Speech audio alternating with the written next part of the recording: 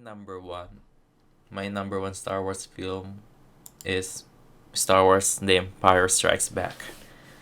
So this is a sequel to the first Star Wars film, and um,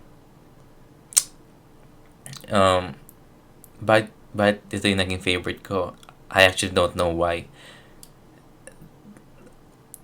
It's just everything about it is way better than A New Hope. Um, mas maganda yung takbo ng story, mas maganda yung pacing, lalo na yung nagsimula tayo sa, anong planeta yun? Sa Hoth. Nakita natin si Luke na sa Tauntaun. And then,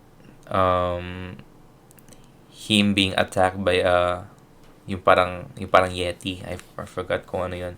And then just seeing Luke using the Force para makuha yung lightsaber niya. That's very interesting. And then, Luke surviving that attack. Nakikita niyo yung Force Ghost ni Obi-Wan.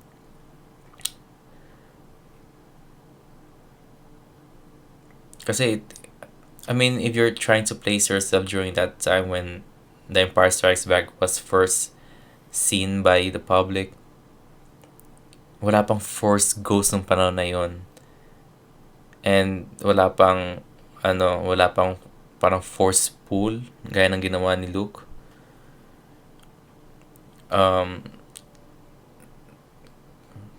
So I think the best way to enjoy a Star Wars film, lalo na yung mga luma, is to place yourself during that time. Kasi stories can age, Gaya na, I haven't read any Shakespeare na stories, pero I heard na the English words there are very deep. So, if back then, wala ko masyadong alam sa Shakespeare stuff, ha. But if back then, people praised it, and kapag binasa ko yun at di ko mamaintindihan, masasabi kong pangit tong story nito, bakit ito gusto ng mga tao. Pero if I place myself back in time and read it with that mindset, magugustuhan ko siya. Kasi that's what the general public felt before. Kung hindi nakakamali. So same thing with The Empire Strikes Back. I remember when the first time I was watching it, hindi ako inantok. I was pretty engaged because I know that at some point of the film, Darth Vader will reveal to Luke that he's the father. But there's like A New Hope, there's a lot of questions na binato sa'yo sa film, like Obi-Wan telling Luke na go find Yoda, a Jedi Master.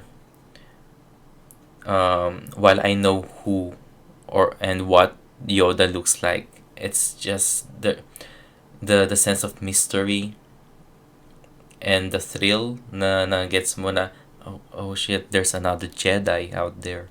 Hindi lang pala si Obi-Wan, hindi lang pala si Luke. There's another Jedi. So I wanted to see for myself how that Jedi, how this Jedi alien or person functions in the world. And Jedi, and Yoda, one of my favorite Star Wars characters. Para talaga siyang sinabi ko sa inyo na I've seen a lot of Jackie Chan films. Para siyang yung matanda dun sa Drunken Master, yung parang mentor ni Jackie Chan. Kasi, I mean, isn't that the main idea about Star Wars? It was based on Japanese culture, Japanese samurai.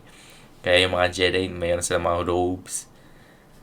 And then Darth Vader has like this samurai looking helmet. They got swords and stuff.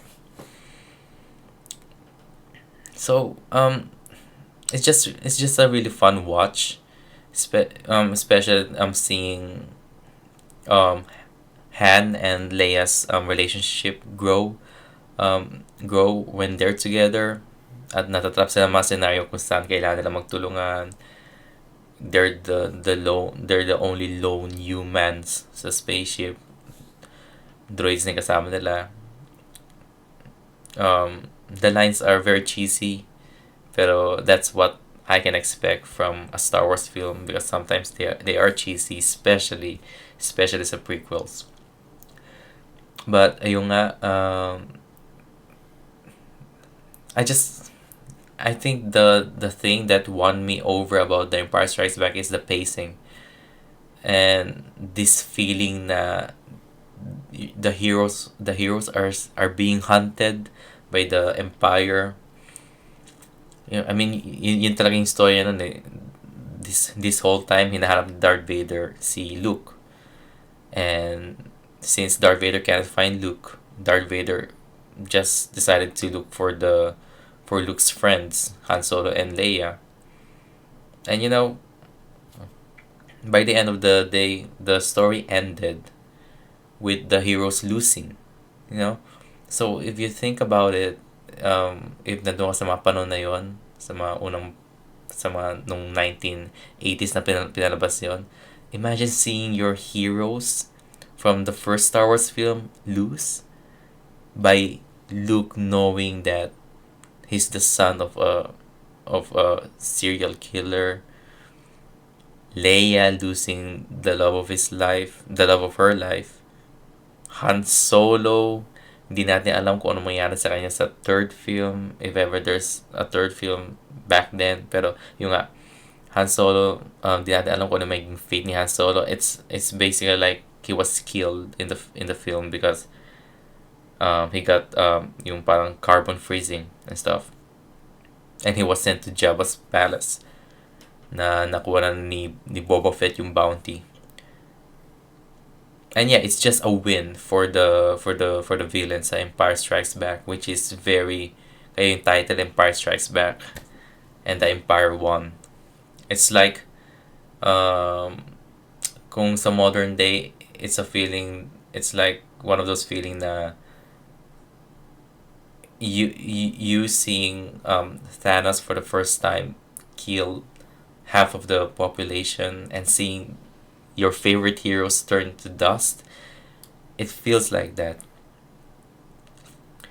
And yeah, that's why Star Wars, because for me, my favorite kind of films is when the villain wins.